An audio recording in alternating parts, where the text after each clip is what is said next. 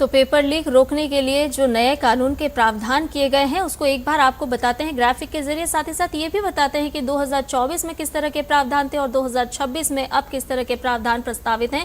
Paper leak पर कानूनी ढांचा बना साल 2024 में, और 2026 की जब हम बात करते हैं तो 2 महीने के भीतर जांच इसके तहत अनिवार्य है। जांच की समय सीमा 2024 में तय नहीं थी, लेकिन अब इसकी समय सीमा तय करने का प्रावधान किया गया। सुनवाई की समय सीमा तय नहीं थी 2024 में, लेकिन 2026 क्योंकि समय की मांग है उसके मुताबिक इसमें संशोधन किए जा रहे हैं। विशेष अदालत का प्रावधान 2024 में नहीं था, लेकिन 2026 में यह प्रावधान किया जा रहा है। कानून सामान्य न्यायिक प्रक्रिया के तहत 2024 को हम देखते हैं, लेकिन 2026 में बदलाव है। विशेष टास्क फोर्स का साफ प्रावधान नहीं, लेकिन विशेष एसटीएफ बना सकेगी केंद्र 2026 में। जिस हम एंटी पेपर लीक की बात कर रहे हैं, जो कि सरकार इस कानून में संशोधन लेकर के आई है, वो साफ तौर पर इस तरह के प्रावधान करता है। 10 करोड़ रुपए तक के जुर्माने की बात 2026 में की जा रही है। 2024 में ये नहीं था, इसमें कम था। 2024 में अगर बात करें तो पेपर लीक पर कानूनी ढांचा बना, और 2026 में सख्त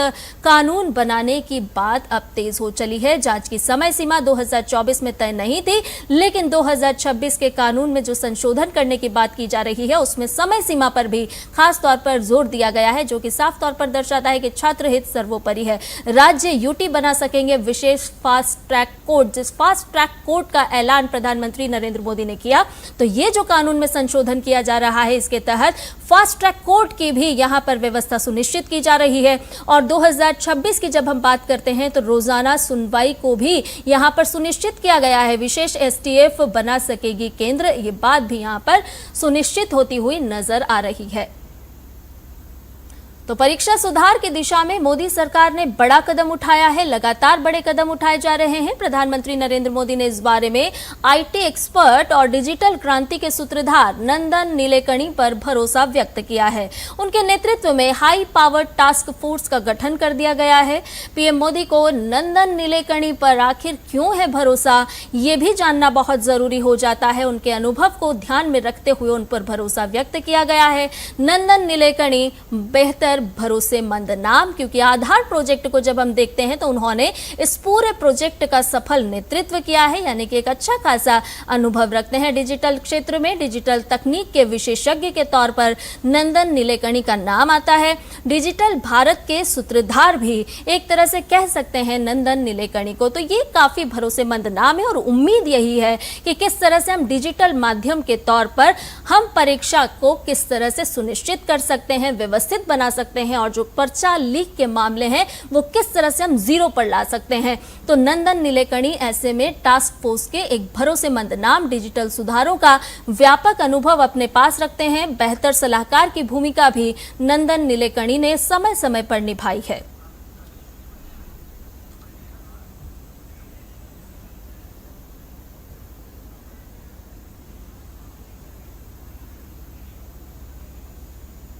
अब आपको ये भी बताते हैं कि टास्क फोर्स में साइंस से लेकर लॉजिस्टिक तक का किस तरह से महत्वपूर्ण ध्यान रखा गया है। इस टीम में टास्क फोर्स के जो सदस्य हैं वो भी एक बार जानिए। इसरो के चेयरमैन रह चुके हैं डॉक्टर एस सोमनाथ, जिन्हें इसमें सदस्य के तौर पर शामिल किया गया है। आईबी के पूर्व डायरेक्टर तपन डेका, जिन्हें टास्क फोर्स में रखा गया है, जो कि इनकी भागीदारी को सुनिश्चित करता है कि किस तरह से जो समस्याएं इस वक्त सामने आई हैं उसे कैसे जीरो पर लाया जा सकता है, कैसे उन्हें रोका जा सकता है और छात्रों के हित को सुनिश्चित किया जा सकता है। पूर्व शिक्षा सचिव अनीता करवाल का नाम भी इस टास्क फोर्स जो टीम है उसमें शामिल किया गया है। एक लंबा अनुभव रखती हैं। इसके साथ साथ logistics and administration expert Amrit Lal Meena को भी इस पूरी टीम में शामिल किया गया है। इसरो के चेयरमैन रह चुके डॉक्टर एस सोमनाथ का नाम भी इसमें शामिल है। पेपर लीक एक स्ट्रक्चरल समस्या है, एक संस्थागत समस्या है। 2014 के पहले जितने पेपर लीक होते थे, पीएमटी का हो, यहाँ पे सिविल सर्विसेज का हो, राजस्थान में हो, हमने तो कभी इसको राजनीति का विषय बनाया नहीं। हमने कहा कि भाई पेपर लीक एक समस्या है और उसका समाधान करिए। तो एक कानून बनाया जा रहा है। एक कानून बनाने से क्या होगा कि जितने भी चीजें इससे जुड़ी हुई चीजें हैं, एक अथॉरिटी आएगी, एजेंसियां आएंगी, पारदर्शिता होगा। कानून बना है, एजेंसी और एक कमेटी भी, उच्च स्तरीय कमेटी भी बनी है, तो सरकार का कमिटमेंट दिखाता है। होलिस्टिक पर्पस है कि चारों तरफ से प्रशासनिक तरफ से, टेक्नोलॉजी की तरफ से हम इस समस्या का समाधान कैसे निकालें, इसका स्वागत करना चाहिए। और ताजा अपडेट ले लेते हैं, हमारे साथ पार्लियामेंट से जुड़ गए हमारे सहयोगी संवाददाता राजेश राज। राजेश, सबसे पहले तो इस वक्त का अपडेट बताइए, क्योंकि 11 बजे से लोकसभा और राज्यसभा दोनों ही सदनों की कार्रवाई की शुरुआत, लेकिन सदन नहीं चल पाया है।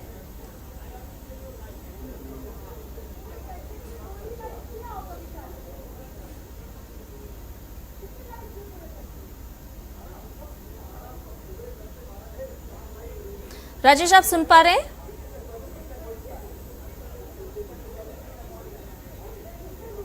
तो राजेश के पास शायद हमारी आवाज़ नहीं पहुंच रही, लेकिन आपको बता दें कि लोकसभा की कार्रवाई आज 11 बजे से शुरू हुई। बहुत ही महत्वपूर्ण ये प्रश्नकाल का समय, लेकिन एक बार फिर यहां पर हंगामा होता हुआ नजर आया और इसकी वजह से लोकसभा की जो कार्रवाई है उसे 12 बजे तक के लिए स्थगित करना पड़ा है। हालांकि उम्मीद जताई जा रही थी और विपक्ष से खास तौर पर देश के छात्र भी शायद यही उम्मीद बनाए बैठे थे कि विपक्ष भी अब साथ देता हुआ नजर आएगा सत्ता पक्ष का कहीं ना कहीं, लेकिन जब सदन की कार्रवाई 11 बजे शुरू हुई तो ऐसा नजर नहीं आया। एक बार फिर हंगामा होता हुआ नजर आया और सदन की कार्रवाई को 12 बजे तक के लिए स्थगित करना पड़ा। लेकिन पूरे देश की निगाहें आज लोकसभा पर टिकी हुई है, क्योंकि लोकसभा में पेपर लीक मामले पर रोक लगाने के लिए बहुत ही कड़े प्रावधान के साथ संशोधित कानून के लिए आज सरकार प्रतिबद्ध नजर आ रही है। लेकिन शुरुआत का जो पहला घंटा है वो इस तरह से नजर नहीं आया कि सदन की कार्रवाई को शांतिपूर्वक आगे बढ़ाया जा सके। हालांकि 12 बजे का इंतजार है, 12 बजे एक बार फिर से जब सदन की कार्रवाई शुरू होगी तो देखना होगा कि अब क्या कुछ होता हुआ नजर आएगा। इसी खबर पर लगातार हमारे साथ बने हुए हैं राजेश राज। राजेश, इस वक्त का क्या कुछ अपडेट हमारे साथ आप साझा करेंगे? देखिए संध्या, जहाँ तक संसद का सवाल है तो ये माना जा रहा था कि शिक्षा मंत्री के इस्तीफे और छात्रों के आंदोलन के समाप्त हो जाने के बाद कहीं ना कहीं जो संसद का गतिरोध है वो पूरी तौर पर खत्म हो जाएगा, लेकिन ऐसा होता हुआ दिखाई नहीं पड़ रहा है। और ये आशंका हमने सुबह भी जताई थी कि कांग्रेस जो है वो दूसरे मुद्दे लेकर सामने आ सकती है, और यही हुआ कि आज हमने देखा कि संसद के मकर द्वार पर राहुल गांधी, प्रियंका गांधी, अखिलेश यादव, धर्मेंद्र यादव समेत तमाम जो विपक्ष के सांसद हैं उन्होंने पुलिस के द्वारा जो लाठीचार्ज किया गया है छात्रों के ऊपर उसको लेकर वो आंदोलित दिखाई पड़े, और जिसमें बिहार में जो लाठीचार्ज हुआ है वो भी उसको भी इंक्लूड किया गया है। तो कार्य स्थगन प्रस्ताव मनीष तिवारी ने बाकायदा पहले दे रखा था लोकसभा में, और अब संसद के मकर द्वार पर धरना प्रदर्शन के बाद जब सदन की कार्यवाही को चलाने की कोशिश की ओम बिरला लोकसभा स्पीकर ने लोकसभा में, तो वहां पर भी शोर शराबा देखने को मिला। नतीजा लोकसभा की कार्यवाही 1 घंटे के लिए स्थगित कर दी गई। और राज्यसभा का भी आलम वही था कि राज्यसभा के सभापति सीपी राधाकृष्णन ने राज्यसभा को चलाने की कोशिश की, राज्यसभा का संचालन जो है उसको करने की कोशिश की, लेकिन वहाँ भी शोर शराबा देखने को मिला, जिसकी वजह से 12 बजे तक के लिए राज्यसभा की कार्रवाई को भी स्थगित कर दिया गया है। और लोकसभा में हम जानते हैं कि पेपर लीक के समाधान के लिए जो विधेयक लाया जा रहा है सरकार के द्वारा, जो सख्त कानून बनाए जा रहे हैं उसको इंट्रोड्यूस किया जाना है, और ऐसे में सत्ता पक्ष की ये कोशिश है कि वो विधेयक नियत समय पर पेश हो और उस पर बाकायदा चर्चा भी करा ली जाए, और उसके लिए 8 से 10 घंटे का वक्त जो है वो निर्धारित किया गया है। डॉक्टर जितेंद्र सिंह जो प्रधानमंत्री कार्यालय में राज्य मंत्री हैं वो इस विधेयक को पेश करेंगे, और ये उम्मीद है कि 12 बजे जो ही सदन की कार्रवाई शुरू होगी इस विधेयक को पेश करने की कोशिश की जाएगी। लेकिन देखना होगा कि विपक्ष क्या उस वक्त भी शोर शराबा पैदा करने की कोशिश करता है या फिर क्या कुछ उनका रवैया होता है, देखने वाली बात होगी। लेकिन जो विपक्ष के तेवर हैं बेहद तल्ख हैं, और इससे ये समझा जा सकता है कि शोर शराबे की बीच ही उस विधेयक शोर शराबे की गुंजाइश यानी कि विपक्ष की लगातार बनी हुई है। लेकिन राजेश, आपसे यहाँ समझना चाहेंगे कि सत्ता पक्ष पूरी तरह से तैयारी में है, और पेपर लीक रोकथाम के लिए जो संशोधन विधेयक सरकार लेकर के आ रही है उसमें एनडीए की अगर हम बात करते हैं तो कई युवा सांसद है जिनके नाम सामने आ रहे हैं जो कि इस चर्चा में भाग लेते हुए नजर आएंगे। देखिए, एनडीए की तरफ से ये कोशिश की जा रही है कि चूंकि छात्रों और युवाओं से जुड़ा हुआ मुद्दा है, लिहाजा जो युवा ब्रिगेड है उसको इस विधेयक पर बोलने का अवसर दिया जाए। जो खबरें आ रही हैं कि भारतीय जनता पार्टी की तरफ से भारतीय जनता युवा मोर्चा के जो राष्ट्रीय अध्यक्ष हैं तेजस्वी सूर्या, उनका नाम सामने आ रहा है। इसके अलावा बांसुरी स्वराज इस पर बोल सकती हैं, लोक जनशक्ति पार्टी रामविलास के जो सांसद हैं अरुण भारती, उनका नाम सूचीबद्ध है और उन्होंने अभी मीडिया से बातचीत भी की है कि उन्हें इसके समाधान के लिए सदन के भीतर बोलना है। तो देखना होगा कि जो युवाओं की जो फौज है एनडीए में, बीजेपी में, वो कैसे अपने बात को वहाँ रख पाती है। लेकिन सारा दारोमदार होगा विपक्ष पर कि विपक्ष इस चर्चा में हिस्सा लेता है या फिर शोर शराबे के बीच ही चर्चा शुरू की जाती है, ये देखने वाली बात होगी। अब सभी लोगों की नज़रें टिकी हुई हैं 12 बजे पर कि 12 बजे प्रधानमंत्री कार्यालय में राज्य मंत्री डॉक्टर जितेंद्र सिंह इस विधेयक को लोकसभा में इंट्रोड्यूस करेंगे और वहीं राज्यसभा की कार्यवाही जो है वह भी 12 बजे शुरू करने की कोशिश की जाएगी। वहाँ 12 बजे क्वेश्चन आवर का संचालन होगा और यहाँ पर बिल को इंट्रोड्यूस करने की कोशिश की जाएगी। लेकिन जो विपक्ष के तेवर हैं, जो हमने संसद के मकर द्वार पर देखा, वो तेवर काफ़ी तल्ख है। और इसी बीच जो देश के पूर्व शिक्षा मंत्री हैं धर्मेंद्र प्रधान, वो इस्तीफा देने के बाद पहली बार संसद भवन पहुंचे, जहां पर एनडीए और बीजेपी के सांसदों ने उनका स्वागत किया और वो मुस्कुराते हुए सदन के भीतर दाखिल हो गए। और उसके बाद जो है विपक्ष का धरना प्रदर्शन शुरू हो गया और फिर सदन के भीतर भी उन्होंने हंगामा खड़ा करने की कोशिश की। तो अब देखना होगा कि 12 बजे बिल जब इंट्रोड्यूस होता है तो विपक्ष का क्या कुछ रवैया सामने आता है। विपक्ष का रवैया 12 बजे साफ होगा, लेकिन 11 बजे की अगर हम बात करें राजेश, तो विपक्ष ने एक बार फिर से साफ किया है कि वो सदन की कार्रवाई को आगे नहीं बढ़ने देना चाहता है। लेकिन ऐसे में आपकी भी कहीं चर्चा हुई होगी कई विपक्षी सांसदों से, क्या लग रहा है उनकी बातों से, किस तरह की उनकी प्रतिक्रियाएं सामने आ रही है? क्या चाहते हैं वो, सदन नहीं चलने देना है या फिर उनको विषय से भटकाने के लिए सिर्फ अपना विरोध प्रदर्शन कराना है? देखिए, हमेशा विपक्ष पर सत्ता पक्ष के द्वारा लटकाने, भटकाने, अटकाने का आरोप लगता रहा है। और जो विपक्ष के मूलभूत मांग थे या छात्रों के जो मूलभूत मांग थे कि शिक्षा मंत्री का इस्तीफा हो, जिन छात्रों पर एफआईआर की गई है उनका एफआईआर वापस हो, और नीट परीक्षा में प्रभावित वैसे छात्र जिन्होंने सुसाइड कर लिया उनके परिजनों को 1 करोड़ रुपए का मुआवजा दिया जाए। सरकार ने पूरी तत्परता दिखाते हुए शिक्षा मंत्री का इस्तीफा कराया और तमाम मांगों को मान लिया।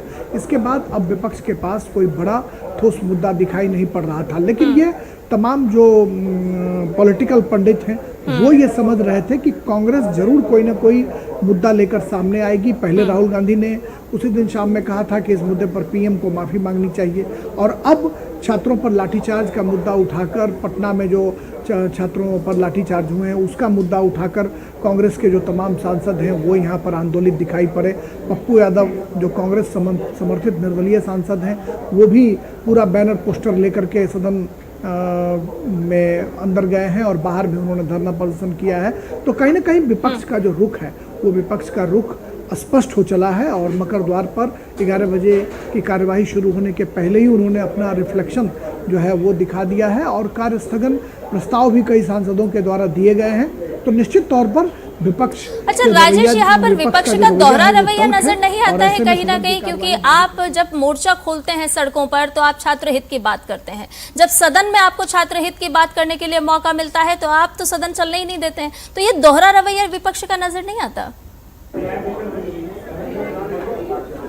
हाँ, देखिए, निश्चित तौर पर, और कहा जाता है कि डेमोक्रेसी में सत्ता और विपक्ष दोनों की अपनी समान अहमियत है। डॉक्टर राम मनोहर लोहिया जो प्रख्यात समाजवादी चिंतक हैं वो कहते थे कि सत्ता अगर शरीर है तो विपक्ष सदन की आत्मा होती है। विपक्ष को अपनी बात कहने का, रखने का मौका भी दिया जाना चाहिए और विपक्ष को कई बार सत्ता पक्ष को आंख दिखाकर उनके जगाने का काम भी करना चाहिए। इस परिप्रेक्ष्य में हम देखें तो विपक्ष की तमाम मांगें सत्ता पक्ष ने मान ली है और दोनों की अहमियत दिखाई पड़ रही है कि विपक्ष की मांग पर सत्ता पक्ष ने अपने मंत्री का इस्तीफा करवा दिया। ऐसे में विपक्ष को अब रचनात्मक सहयोग कर छात्रों के लिए जो कानून बनाए जाने हैं उस कानून को बनाने के लिए उस चर्चा में जरूर भाग लेना चाहिए, क्योंकि पहले भी विपक्ष के लोग कहते रहे हैं कि हम सदन में चर्चा होनी चाहिए। जब सरकार ने कहा कि चर्चा के लिए हम तैयार हैं तो फिर उन्होंने कहा कि शिक्षा मंत्री का इस्तीफा। जब शिक्षा मंत्री का इस्तीफा हो गया, छात्रों को कंपनसेशन मिल गया और उनके एफआईआर वापस लेने की बात जो है वो सत्ता पक्ष ने स्वीकार कर ली, तो अब विपक्ष जो है यू टर्न लेता हुआ दिखाई पड़ रहा है और लाठीचार्ज को मुद्दा बनाकर पुलिस के खिलाफ बयान देना, गृह मंत्री के खिलाफ बयान देना, ये कर वो सदन की कार्रवाई को बाधित कर रहे हैं, जो डेमोक्रेसी के लिए कहीं से भी उचित नहीं दिखाई पड़ रहा है। क्योंकि विपक्ष को चर्चा में भाग लेना चाहिए और चर्चा में भाग लेने के बाद इस विधेयक को पारित करना चाहिए, या फिर विधेयक में जो खूबी और खामी है दोनों की चर्चा कर सत्ता पक्ष की आंख खोलना चाहिए। ऐसी अपेक्षा सत्ता पक्ष के लोग भी विपक्ष से रख रहे हैं कि उन्हें चर्चा में भाग लेना चाहिए। लेकिन अगर चर्चा में वो भाग नहीं लेंगे संध्या, तो फिर आखिर जब तक मंथन नहीं होगा तो अमृत निकलेगा कैसे? ये सवाल सबसे बड़ा मौजूद सवाल है और सुरसा की भांति मुंह बाए खड़ा है कि आखिर विपक्ष चाहता क्या है, क्योंकि विपक्ष की मांगे मान ली गई हैं। ऐसे में अब सत्ता पक्ष कैसे विपक्ष को काउंटर करता है और कैसे उसको एक्सपोज करने की तैयारी करता है, यह देखने वाली बात होगी। निश्चित तौर पर राजेश देखने वाली बात होगी और इसी पर सभी की निगाहें भी टिकी हुई है, क्योंकि सत्ता पक्ष की तरफ से तो स्पष्ट कर दिया गया है कि वो कड़े प्रावधान के साथ आज सदन में है, लेकिन विपक्ष का किस तरह का रवैया रहता है वो जरूर देखने वाला होगा। बहुत बहुत धन्यवाद राजेश तमाम जानकारी के साथ हमसे जुड़ने के लिए।